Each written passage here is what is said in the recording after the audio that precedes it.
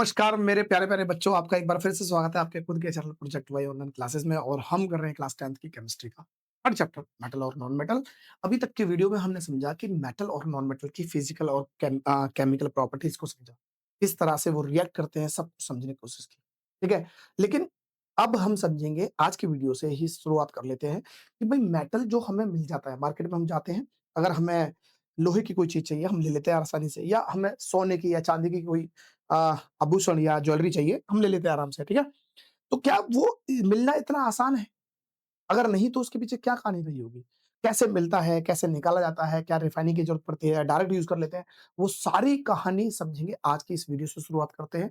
लंबा इतिहास है, तो थोड़ा धीरे-धीरे समझेंगे, किस कौन-कौन से स्टेप हैं वो सारे समझेंगे। तो आज की वीडियो से स्टार्ट करते हैं और आज की वीडियो में हम करेंगे ऑकरेंस ऑफ मेटल या हम करेंगे कि भई जो धातु की उपस्थिति किस तरह से मिलती है, ठीक है? तो आज के वीडियो से करते हैं धातु की उपस्थिति, शुरुआत कर लेते हैं। चलो, अगर हम सबसे पहले हम बात करें ऑकरेंस ऑफ मेटल की, क्या करें? Occurrence of metal, occurrence of metal, metals लिख देते हैं, ठीक है? अगर हिंदी में समझे तो इसे हिंदी में बोलते हैं धातु की उपस्थिति, क्या लिखेंगे? धातुओं की उपस्थिति, धातुओं की उपस्थिति,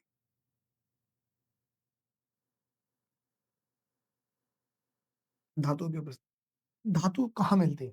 तो मैं अगर बोलूँ तो आपसे बोलूँगा अर्थ क्रस्ट में, किसमें? अर्थ क्रस्ट में, अर्थ क्रस्ट में मिलेंगी भाई। अर्थ क्रस्ट को अगर हिंदी में समझे तो हिंदी में इसे बोलेंगे हम क्या? पृथ्वी की ऊपरी जो सतह होती है ना भाई, ऊपरी सतह, हम बोल सकते हैं पृथ्वी की, इसको एक नाम से बोलते हैं भूपट्टी, ठीक है?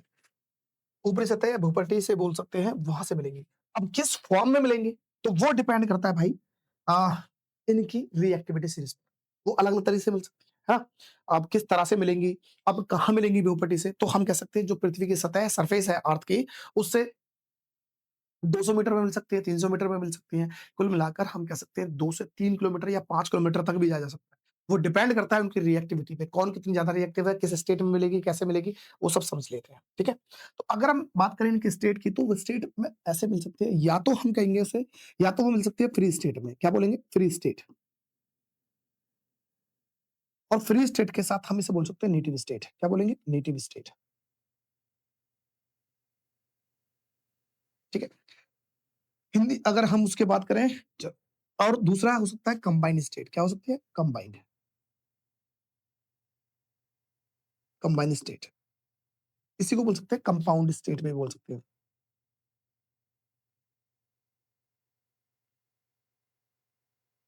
हिंदी में समझे तो हिंदी में हम कह सकते हैं इसे कि भई फ्री स्टेट का मतलब था मुक्त अवस्था,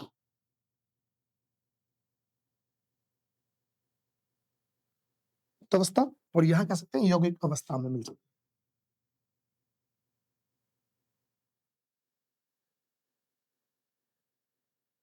तो अभी मैंने बताया कि भई ये मुक्त अवस्था या यौगिक अवस्था मिल सकती है, लेकिन इसके पीछे कारण क्या है? वो रिएक्टिविटी सीरीज़, जितना ज़्यादा रिएक्टिव होगा वो रिएक्ट कर लेगा आस-पास की चीज़ों से, तो वो मिल जाएगी कंपाउंड स्टेट में। और अगर जो रिएक्टिव नहीं है, तो वो मिल जाएगा नेटिव स्टेट में। और ऐसा नहीं है कि नेटिव स्टेट में निकालोगे और आप जाके उससे मार्केट में जाके बेच दोगे या आप मार्केट में कुछ भी सामान बना सकते हो। तो फिर क्या होगा? अरे भाई ये ज़मीन के नीचे बहुत सालों से दबी पड़ी है ना, तो अगर दबी पड़ी है तो बहुत सारी चीज़ें जैसे हो सकता है वो मिट्टी से उसमें मिट्टी मिल रही हो सकता है पहाड़ के कुछ टुकड़े मिले हों, अर्थ और रॉक के जो पार्टिकल्स होंगे, वो भी तो मिले हो सकते हैं। अगर उन्हें वो मिले होंगे तो उन्हें हम क्या बोल देंगे? इम्प्योरिटीज़ बोल देंगे। कुछ इम्प्योरिटीज़ होंगी, तो लिख सकते हैं इम्प्योरिटीज़। कुछ इम्प्योरिटीज़ के साथ मिलेगा और उस इम्प्योरिटीज़ का एक नाम दिया जाता है, उसे बोलते हैं हम गैंग। क्या बोलते हैं? गैंग। स्पेलिंग पे ध्यान देना, G-A-N-G-U-E, गैंग, गंगू नहीं पढ़ेंगे, गैंग। तो गैंग क्या होगा? इम्प्योरिटीज़ होगा, तो गैंग के साथ मिलेगा, ठीक है? और ये कौन हो सकते हैं भई? ये होंगे लेस रिएक्टिव या लीस्ट रिएक्टिव बोल सकते हैं, तो ज़्यादा बढ़िया रहेगा हम लीस्ट रिएक्टिव मेटल्स बोल सकते हैं, जो कम क्रियाशील होते हैं, बहुत कम क्रियाशील, है ना?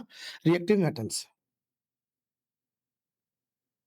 अब जैसे कि मैं कहूँ कॉपर, सिल्वर, गोल्ड या प्लैटिनम, ठीक है? लेकिन अगर ये कॉपर और इसकी बात करेंगे हम किसकी? कॉपर और सिल्वर की, ये दोनों स्टेट में मिल सकते हैं भाई। कॉपर और आयरन की सिल्वर की बात करें, तो ये फ्री स्टेट में भी मिल सकती है और साथ में इसमें क्या होगा, ये कंबाइंड स्टेट में भी मिलती है। दोनों स्टेट में मिल सकती है, कोई दिक्कत वाली बात चलो। लेकिन कंबाइंड स्टेट में मिलने का मतलब क्या हुआ कि ये अपनी मिलेंगी भाई हमें कौन से स्टेट में मिल सकती है? जैसे हमने कहा ऑक्साइड की फॉर्म में मिल सकती है, मेटल के ऑक्साइड्स की फॉर्म में मिल सकती है, मेटल के कार्बोनेट की फॉर्म में मिल सकती है, मेटल के सल्फाइड की फॉर्म में मिल सकती है, ठीक है? तो इन फॉर्म में मिल सकते हैं, सल्फाइड हुआ या क्लोराइड की फॉर्म में मिल सकती है, हम कह सकते हैं, क्लोराइड की फॉर्म में, ठीक है जी? मेटल के क्लोराइड, मेटल के कार्बोनेट, मेटल के ऑक्साइड और मेटल के सल्फाइड इन फॉर्मों में ये मिल सकते हैं। क्यों मिल रहे हैं? क्योंकि भाई देखो रिएक्टिव ये हम बोल रहे हैं रिएक्टिव मेटल्स हैं। रिएक्टिव मेटल्स तो रिएक्ट कर लेंगे, रिएक्ट किससे करेंगे? ऑक्सीजन से रिएक्ट करेंगे तो ऑक्साइड की फॉर्म बना लेंगे, क्लोरीन से रिएक्ट करेंगे तो क्लोराइड की फॉर्म बना लेंगे और अगर आपके सल्फर की से रिएक्ट करेंगे तो सल्फाइड की फॉर्म बना लेंगे। ये हमारे इसमें मिलेंगे, ठीक है? बात समझ में आई? तो अभी तक हमने समझा कि भाई ऑकरेंस मेटल जो धातु की अवस्था होती है वो अर्थ क्रस्ट में मिलती है। अर्थ क्रस्ट में कहाँ से मिल सकता है? वो 0 से लेकर 5 किलोमीटर तक के नीचे मिल सकती है। अब वो फॉर्म में मिल सकती है या तो फ्री स्टेट में मिलेगी या फिर कंबाइंड स्टेट में मिलेगी। अब या फ्री स्टेट में मिलेगी तो साथ में उसमें गंदगियाँ मिलती हैं, उस गंदगी को हम बोलते हैं गैंग। गैंग में क्या होता है मट्टी या जो रेत है, मट्टी है या जो पत्थर वगैरह होंगे वो मिक्स होंगे तो उसे बोलते हैं गैंग, इम्प्योरिटीज़ है। तो यहाँ पर भी हमें रिफाइनिंग करनी पड़ेगी। लेकिन जो कंबाइंड स्टेट में है ये क्या करेगा आस-पास के कुछ केमिकल्स होंगे या ऑक्सीजन से, पानी से इनसे रिएक्ट करके कुछ ना कुछ बना लेगा और वो बना लेगा तो यहाँ से मेटल निकालना थोड़ा-सा मुश्किल हो जाता है। उस मुश्किल स्टेप्स को समझेंगे कुछ वीडियोज़ में, हर एक टॉपिक, हर एक कॉन्सेप्ट को क्लियर कर लेंगे, ठीक है? ला इतनी बात समझ में आई? चलो अब एक देख लेते हैं। जो चीज़ हमने बात करी थी वो यहाँ पर समझ में आ गया है। अब यही लिखा है कि what is meant by the occurrence of metal तो हम बोलेंगे भई उपस्थिति का मतलब क्या है? तो मेटल 2 तरह से मिल सकता है हमें। कैसे-कैसे मिलेगा? एक जो फ्री स्टेट में हो सकता है, जो नेटिव जिसे हम नेटिव स्टेट बोलते हैं। These metals are very less reactive बहुत ज़्यादा लेस रिएक्टिव है तभी तो रिएक्टिविटी नहीं कर रहे हैं, जभी तो रिएक्शन नहीं कर रहे हैं किसी के साथ। तभी हम कह सकते हैं लिखा है so they do not easily combine with air, water और अदर केमिकल्स और दूसरा तरीका का क्या होता है जब हम कंबाइंड स्टेट में मिलता है, कंबाइंड स्टेट का मतलब है जो ज़्यादा रिएक्टिव मेटल्स हैं, ज़्यादा रिएक्टिव मेटल्स हैं तो वो they occur in combined form with other elements वो दूसरे मेटल के साथ या दूसरे एलिमेंट्स के साथ कंबाइन हो जाते हैं, इस तरह से। ये कुछ एग्ज़ाम्पल्स हैं। मैं ये नहीं कह रहा कि कौन-सा वाला कौन-सा है ना? किस फॉर्म में मिलता है। अभी फिलहाल समझते हैं।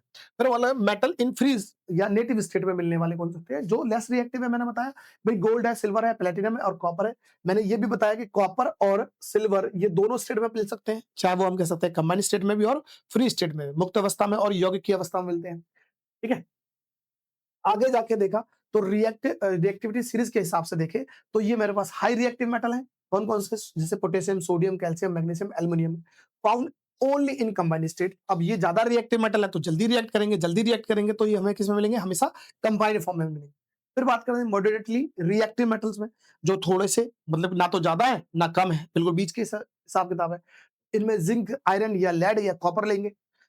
फाउंड इन ऑक्साइड, सल्फाइड और कार्बोनेट के फॉर्म में मिलेंगे, ये हमने बात कर ली और लो रिएक्टिव या हम कहते हैं लीस्ट रिएक्टिव मेटल होंगे जैसे कि गोल्ड है, सिल्वर है या हम कहेंगे क्या प्लैटिनम है।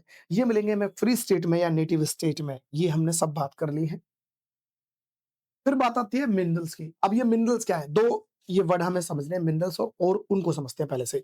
मान लो मैंने कहा है कि भई अभी हमने वो बात की है कि ये हमारे पास ज़मीन है, अर्थ सरफेस है। इस अर्थ सरफेस की खुदाई की और खुदाई करने के बाद अच्छा खुदाई की तो लिख देते हैं। खुदाई करेंगे या माइनिंग करेंगे, क्या करेंगे? माइनिंग करेंगे। माइनिंग करेंगे, ठीक है? खुदाई या माइनिंग करेंगे और खुदाई या माइनिंग के दौरान क्या होगा? हम यहाँ खुदाई करी, अब यहाँ पर हमें मिल जाते हैं, मान लेते हैं ये, जैसे चलो ये ले लेते हैं, ठीक है? मेरे पास इस खुदाई करने के बाद किसी ने बताया भई यहाँ ज़मीन के नीचे आपको कोई मेटल मिल सकता है। कौन-सा मेटल मिलेगा? भूल जाते हैं। कोई भी मेटल मिलेगा मान लेते हैं। एक ये मिला, एक ये मिल गया, ये मिट्टी का ढेल है, ऐसा मान लो मिट्टी के ये एक ये रहा, एक ये रहा, ठीक है? ये मान लेते हैं, सही है? एक और मान लेते हैं चलो ये रहा। ये हमने क्या करा कि इस खुदाई में से मिट्टी के ढेर निकल दिए, इसमें हमें कुछ मेटल दिखाई दे रहा है, वो मेटल कौन-सा है एक बार समझ लेते हैं। कोई-सा भी हो सकता है, क्या फ़र्क पड़ता है? चलो मैं कहता हूँ ये वाला ले लेते हैं, इसमें ये मेटल है, ये मेटल, ये मेटल, ठीक है? ऐसा,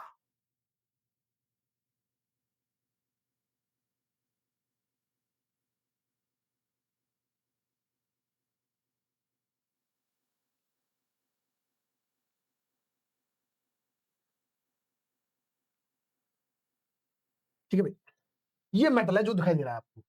अब ये जो व्हाइट-व्हाइट है ये मान लें मेटल है, कौन-सा मेटल है? ये इसकी बात भूल जाओ, कोई मेटल की हम बात नहीं कर रहे हैं। अभी हम सिंपल समझ रहे हैं कि अर्थ क्रस्ट ये हमारी ज़मीन थी और ज़मीन के अंदर हमने खुदाई की तो हमें कुछ ऐसा मिल गया। ये मिट्टी के ढेल थे, निकाल के रख दिए।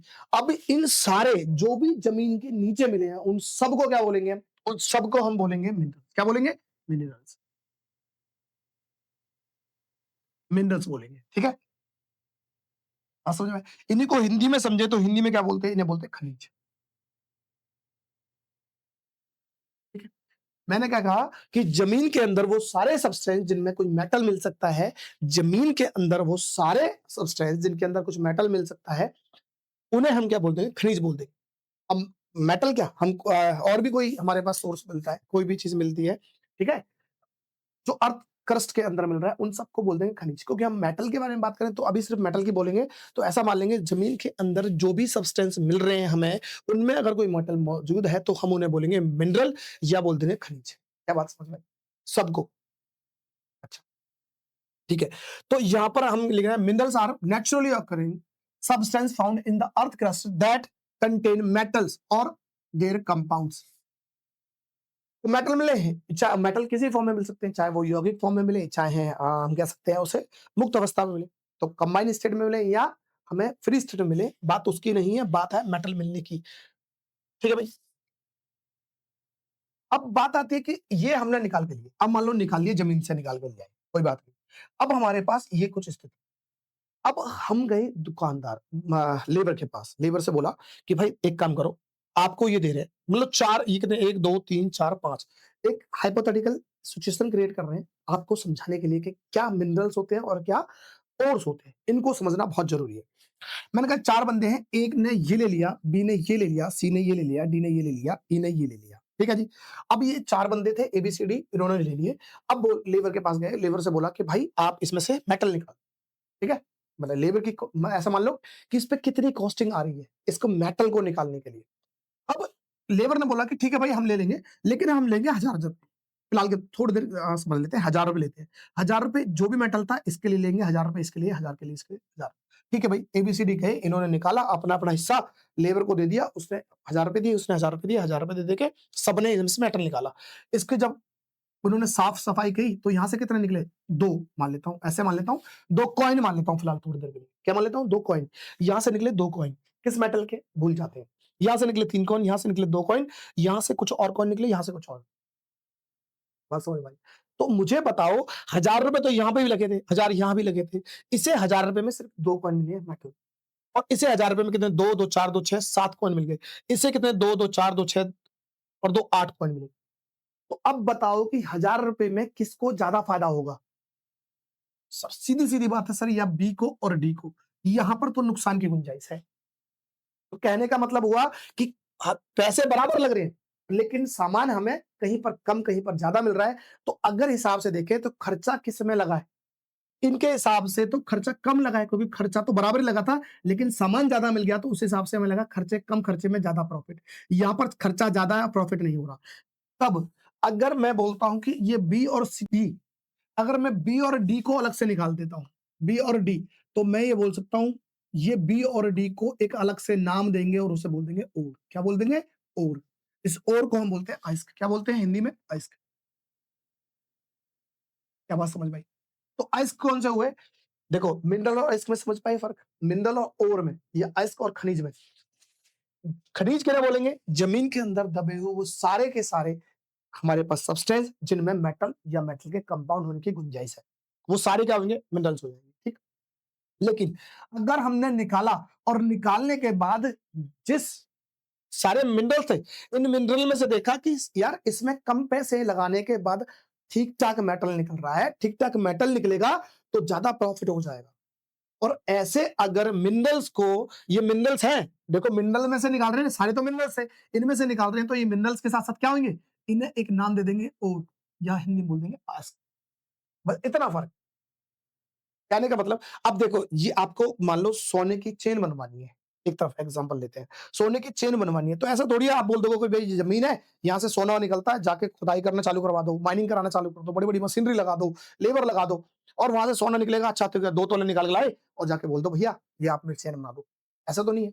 ये किसके लिए? भाई ये इंडस्ट्रियल प्रोसेस है, बहुत बड़े लार्ज स्केल पे कर जाता है। लार्ज लार्ज स्केल पे ल बड़ी-बड़ी मशीनें लगेंगी, बड़ी-बड़ी लेबर क वो लगेगी, स्ट्रेंथ लगेगी, तब जाके निकलेगा। और अगर जैसे ही इंडस्ट्रियल आता है, नाम आएगा, तो उसमें क्या होगा? प्रॉफिट। तो कोई भी इंसान माइनिंग करेगा, इसलिए थोड़ी करेगा कि उसे सोने की चेन बनानी है। उसे तो ये है कि मेटल जो भी निकलेगा, चाहे सोने का होगा, तांबे, चांदी, कोयला, किसी की भी माइनिंग हो सकती है, ठीक है? तो माइनिंग होगी तो हम क्या करेंगे, वहाँ से जो निकालेगा कोई इंडस्ट्रियलिस्ट, उसे तो ये होगा ना कि फ़ायदा किसमें होना चाहिए? जिसमें फ़ायदा होगा, तभी तो जाके काम करेगा, फ़ायदा नहीं होगा तो नुकसान के लिए थोड़ी काम करेगा। तो फ़ायदा। अब मैं बोल सकता हूँ और का मतलब क्या हुआ? सर और का मतलब हम कह सकते हैं और या एस का मतलब ये हुआ कि वो वाले मिनरल्स जिनमें से मेटल को आसानी से और किफ़ायती दामों में निकाला जा सके। कन्वीनिएंटली और हम कह सकते हैं प्रॉफिटेबली। जहाँ पर प्रॉफिट होगा, आसानी से निकल जाएगा, उसको ऐसे मिनरल्स को क्या बोल देंगे? ओर बोल। क्या बात समझ में आई? ठीक है। तो यहाँ पर देखते हैं गैंग के बारे में हमने बात करी है भाई, गैंग हमने समझा दिया। गैंग का मतलब वो गुंडेगर्दी वाली गैंग नहीं भाई। गैंग का मतलब है वो गंदगी, जो अभी हमारे पास क्या थी, हम कह सकते हैं इम्प्यूरिटीज़। एक बार पढ़ लेते हैं। Gangue is the unwanted earthy and rocky impurities like sand, clay और rocks present along with an ore in a mineral deposit. जो हमने मिनरल्स निकाले हैं, उनमें जो इम्प्यूरिटीज़ भी निकलेगी साथ में, उस इम्प्यूरिटीज़ को क्या बोलेंगे? गैंग बोलेंगे। तो कुल मिलाकर हम जब मिनरल्स या हम ओर में से हम क्या करेंगे, जब गैंग हटाएँगे, आगे के प्रोसेस में समझेंगे। गैंग हटाएँगे मतलब इम्प्यूरिटीज़ को हटा के तभी तो मेटल निकालने की बात करेंगे। चलो, अभी हमने बात की है मिनरल्स की, अब बात करते हैं ओर्स की। तो मैंने समझा तो दिया ही है, फिर भी एक बार देख लें। Ores are the those minerals from which metal can be extracted conveniently. ध्यान देना, दोनों वर्ड पे ध्यान देना, कन्वीनिएंटली एंड प्रॉफिटेबल। कहने का मतलब कन्वीनिएंटली मतलब कि आसानी से निकल जाए, प्रॉफिटेबली मतलब कि प्रॉफिट भी दे। ऐसा नहीं है कि नुकसान के लिए काम कर रहे हैं। ये दोनों बात समझ में। अब एक लाइन देखिए पढ़ लो। All the ores are minerals but all the minerals are not ores. इसका मतलब क्या हुआ? हिंदी में समझाऊं तो सभी अयस्क अयस्क खनिज होते हैं, खनिज होते हैं, लेकिन सभी खनिज अयस्क नहीं। नहीं, समझ में आई बात?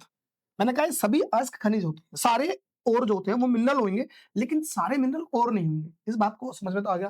मतलब मिनरल का मतलब क्या है? मिनरल का मतलब है वो सारे ज़मीन में मिलने वाले सब्सटेंस जिनमें मेटल हो सकता है या मेटल के कंपाउंड होंगे। ये तो मिनरल हो गए। लेकिन अगर उसमें से ओर की बात करें तो ओर तो उन्हीं मिनरल में से तो लिया हुआ है। अगर मैं बोलता हूँ ओर निकाले हैं, वो मिनरल्स तो लिए गए थे, वो मिनरल्स ही तो थे। सारे ओर मिनरल हो सकते हैं, लेकिन सारे मिनरलों की बात करें, सारे ओर तो नहीं हो सकते। इस बात को समझाने के लिए मैंने पीछे एग्ज़ाम्पल दिया है, उसमें समझ में आया कि जैसे कि देखो, ये सारे के सारे क्या थे? ये मिनरल्स थे। लेकिन इनमें से 2 निकाले तो ये और बन गए क्योंकि ज़्यादा प्रॉफिटेबली और कन्वीनिएंटली निकल रहा है, ठीक है? लेकिन क्या इन ओरों को मैं मिनरल देखो ये और जो है वो मिनरल तो होंगे, लेकिन ये सारे के सारे मिनरल और नहीं हो सकते। इसे तो थोड़ी और बोल दूँगा मैं, इसे थोड़ी बोल देंगे और, इसे थोड़ी बोल देंगे क्योंकि और का मतलब तो यही है कि प्रॉफिटेबली और कन्वीनिएंटली निकल जाए मेटल। अगर ऐसे समझे तो ऐसे समझ सकते हैं, ये मेरे ए से लेकर जेड तक है, ए से लेकर जेड तक ये सारे क्या है? अल्फाबेट है सर। क्या है? अल्फाबेट है। सारे के सारे अल्फाबेट है, लेकिन अगर मैं ये बोलूँ कि भाई मुझे बताओ कि इसमें वोवेल्स कौन-कौन से हैं? तो मैं कहूँगा सर ए वोवेल्स है, ठीक है जी, ई वोवेल्स है, ठीक है सर, आई वोवेल्स है, ओके जी, और ये है हमारे पास ओ है और क्या बचा? एक यू हो गया, ठीक है? कितने हो गए? 3 और 2 5 ये हो गए भई वोवेल्स हैं। तो मैं कहूँगा इन्हें तो हम वोवेल्स बोल सकते हैं। तो क्या वोवेल्स अल्फाबेट है? बिल्कुल है सर। वोवेल जो भी होंगे वो अल्फाबेट में से तो लिए गए हैं, तो वोवेल्स भी क्या होंगे? हम क्या है अल्फाबेट है। लेकिन क्या सारे अल्फाबेट वोवेल्स हो सकते हैं? सर नहीं हो सकते। अल्फाबेट तो सी है, लेकिन वोवेल नहीं होगा। बिल्कुल वैसे ही है कि सारे जो मिनरल थे, उनमें से हमने जो ओर निकाले हैं, तो सारे ओर मिनरल तो हो सकते हैं, लेकिन मिनरल सारे ओर नहीं हो सकते। क्या बात समझ में आई? तो आई होप कि आपको समझ में आया हो। आपको 3 चीज़ें बहुत काम की। एक मिनरल्स क्या होता है, ओर क्या होता है और गैंग क्या होता है। इनको समझना है, बाकी चीज़ें समझाइए। आगे की कहानी में हम समझेंगे कि किस तरह से जब हम ये हमारे पास ऑक्साइड, सल्फाइड और कार्बोनेट्स टाइप के जो हमारे पास होंगे, कंपाउंड होंगे, इनमें से किस तरह से होगा। इसके पीछे बड़ा प्रोसेस है। एक-एक करके समझेंगे, सारी चीज़ दिक्कत खत्म हो जाएँगी। मिलते हैं नेक्स्ट वीडियो में नेक्स्ट कॉन्सेप्ट के साथ। तब तक के लिए नमस्कार, धन्यवाद।